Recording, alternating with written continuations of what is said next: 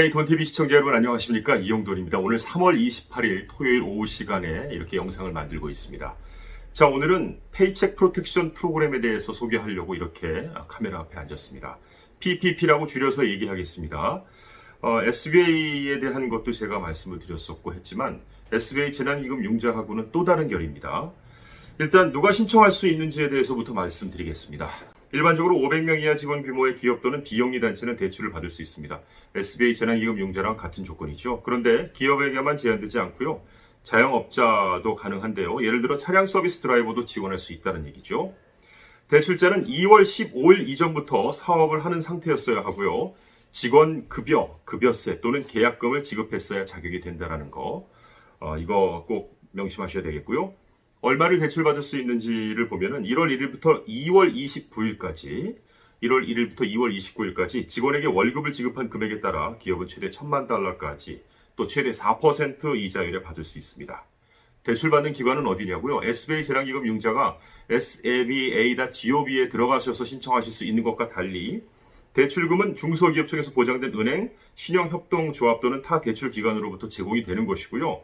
신청은 중소기업청과 협동된 대출기관을 통해 신청하시면 된다고 합니다.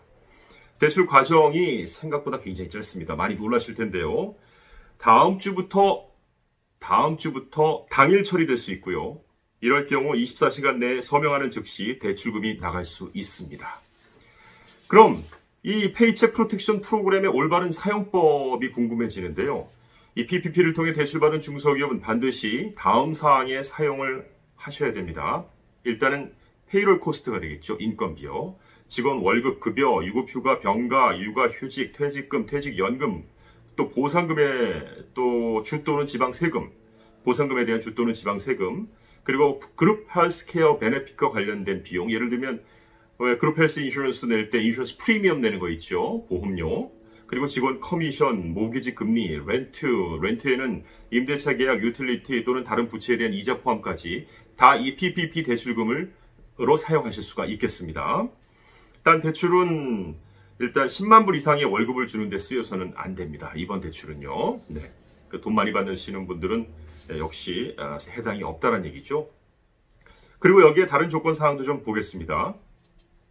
이 프로그램은 페이첵 프로텍션 프로그램이라는 이름 하에 융자가 되는데요. 그 이유는 직원들의 해고를 막기 위해 기업이 직원급여를 지급할 수 있도록 자금을 지원해주는 프로그램이기 때문에 그렇습니다.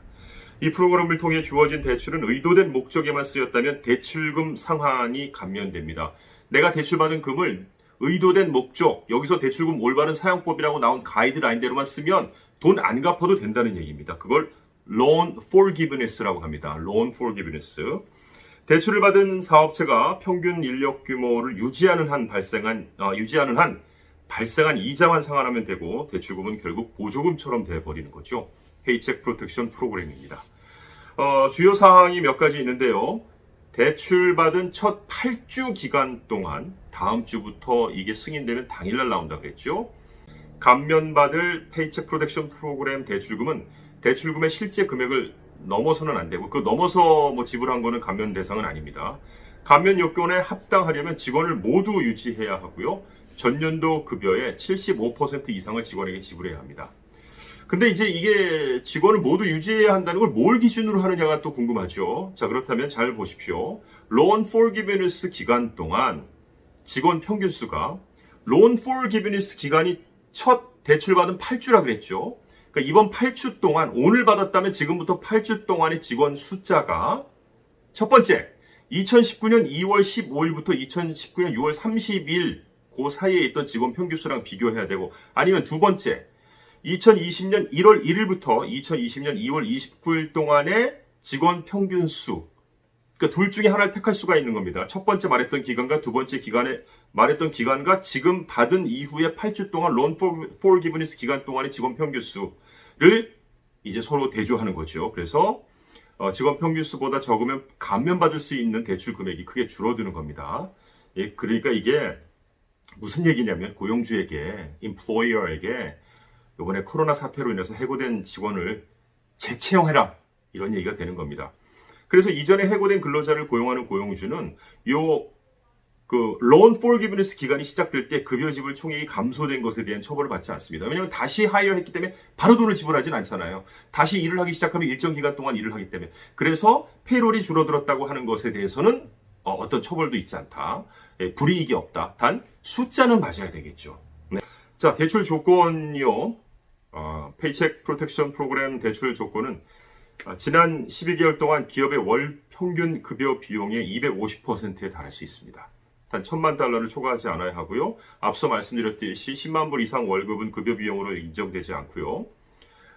페이첵 프로텍션 프로그램 대출의 최대 이자율은 4% 앞서 말씀드렸고요. 대출을 하게 되면 적격 사업체가 대출 감면을 신청한 날 이후부터 만기가 시작되는데 오랜 기간 동안 이자에 대해서만 낼 수 있다는 얘기가 되겠죠. 마지막으로 정리를 해보겠습니다. 인건비나 렌트비로 쓰면 이자만 내도 된다는 이야기입니다. 또 월 평균 급여 비용의 250%에 달할 수 있다고 했으니까 두세 달 동안 이 사태가 지금 가장 심각한 이 두세 달 동안 함께 고생했던 직원들 자르거나 시간 줄이거나 무급휴가하거나 이러지 말라는 얘기인 것 같고요. 직원이 있던 사람이고 론을 안 갚아도 되는 건 평균 직원 수를 유지했을 때 같은 경우니까 직원을 줄이면 혜택이 좀 줄어듭니다. 그리고 페이첵 프로텍션 프로그램을 하고 이 재난융자는 별개입니다. 나 SBA GOB 들어가서 SBA 융자 받았는데 이거 하고 PPP는 다른 겁니다. 네, 그 점 명심하시고요.